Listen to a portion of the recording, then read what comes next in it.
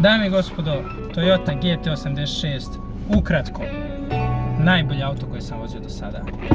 Ostajte s nama da vidite i zašto.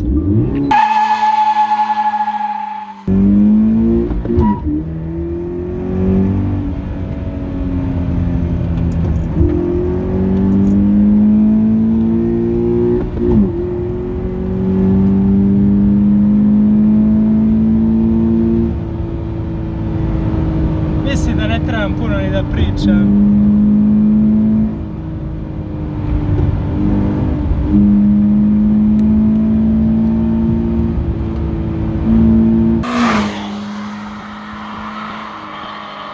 Od sada na svakom testu se pita najveće pitanje da li auto upravlja kao Toyota GT86.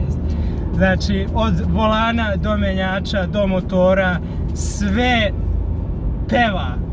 Uživanje u vožnji. Ovo stvarno uzmite sebi da se smijete, da ste srećni, da uživate. Ako volite stvarno vožnju, niste samo naloženi na brojke, na konjske snage i sve, nego volite suštinu vožnje, moja najtoplija preporuka je Toyota GT86. Ozbiljno dođem do toga da uopšte ne pričam ništa, nego samo gledajte kako auto se ponaša, ali ipak moram i počeo bi od motora. Boxer motor, 4 klipa, Subaru ga je napravio, a svi znamo kako je Subaru legendaran po pravljenju boxer motora.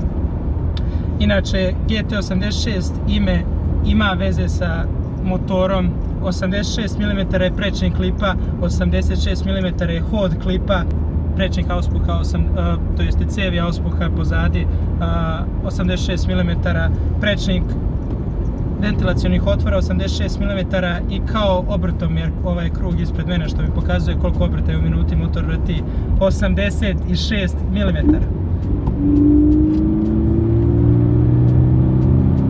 To što je karakteristično za atmosferce, kad date ovoliko gasa, toliko performansi dobijate. Sa ovim ostalim automobilima što pretežno imaju od prisilnog ubrzgavanja turbine, date toliki gas, ali dok dođe usisna strana turbine, kompresuje taj vazduh, kompresovan vazduh je jako gust i pun kiseonika, ali je vreo, mora proći kroz interkuler, da bi došao do usisne grane, prođe ciklus na atmosfercu, lepo, kako brže motor se vrti, tako i vi brže idete, ovoliko gasa, ovoliko performansi, milina.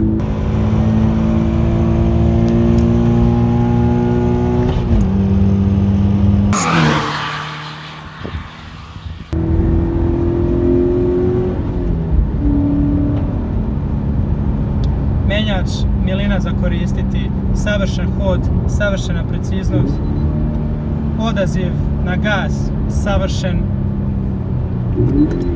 Automobil također ima D4S sistem Toyotin koji ima i direktno ubrizgavanje u komoru za sagorevanje, kao i ubrizgavanje u usisnoj grani, koje daje najbolju kombinaciju između potrošnje i sportske vožnje. Nešto što ne možete dobiti ni sa kojim automobilom u ovom cenovnom rangu jeste zadnja vuča sa LSD. Ja se slažem da hot hatchevi kao Golf GTI, kao Toyota Civic, Honda Civic Type R, oni će naravno oprašiti ovaj auto u pravcu, znači ovaj auto do 107,7 sekundi, dok je Golf GTI 6,4 i Honda Civic Type R, verujem, i brža. Ali ja ne bih na njih ni pogledao kada se stavi u pitanje osjećaj u vožnji. Jednostavno sa zadnjom vučom i limited slip diferencijalom imate najbolju kombinaciju za uživanje. Želim malo tehnički da dublje uđemo u karakteristike upravljanja. Znate, ono što ja uvijek ponovim u skoro svakom autu koji sam vozio, jer sam pretežno vozio automobile sa ili 4x4 ili prednjim pogonom, jeste to da su skloni pod upravljanju. Ovo auto nije sklono pod upravljanju. Totalna suprotnost. Znači auto ne skreće u krivinu, on skače u krivinu. Znači hop, samo uleti.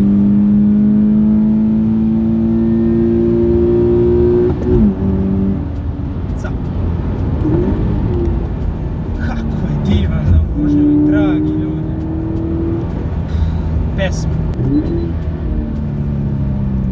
odnos težine naprijed je 53%, nazad je 47%.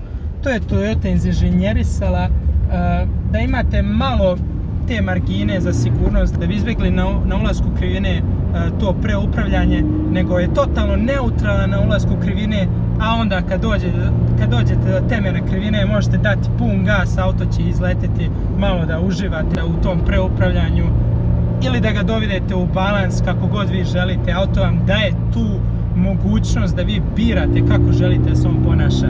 I to je odlika najsavršenijih šasija, najsavršenijih automobila za upravljanje. Samo gledajte.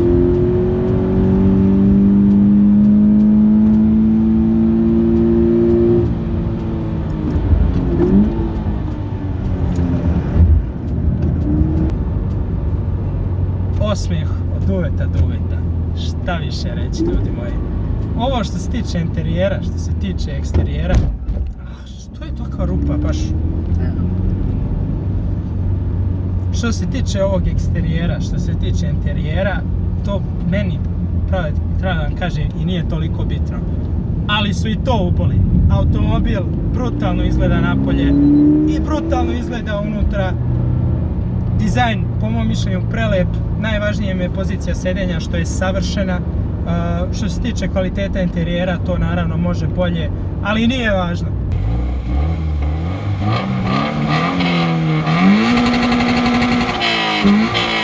Ovo je veoma dobar razlog da se sačuvaju pare i da se uzme jedan automobil za uživati. Za svaku preporuku. Prosto mi je zadovoljstvo što sad mogu reći da sam vozio i osjetio ponašanje ovog automobila. I evo zvanično da pružim ruku vlasniku. Hvala ti za ovo iskustvo, brate moj. I time ćemo završiti ovaj test danas. Hvala vam svima na pregledu. Ako želite me podržite, znate kako. A nešto što bi posebno zamolio, ako možete da me zapratite i na tom Instagramu, da možemo da pokušamo još bolje automobile dovesti na test i tako, sve to pomaže. Još jednom hvala na pregledu. Veliki pozdrav od Šoneta Škode. Doviđenja.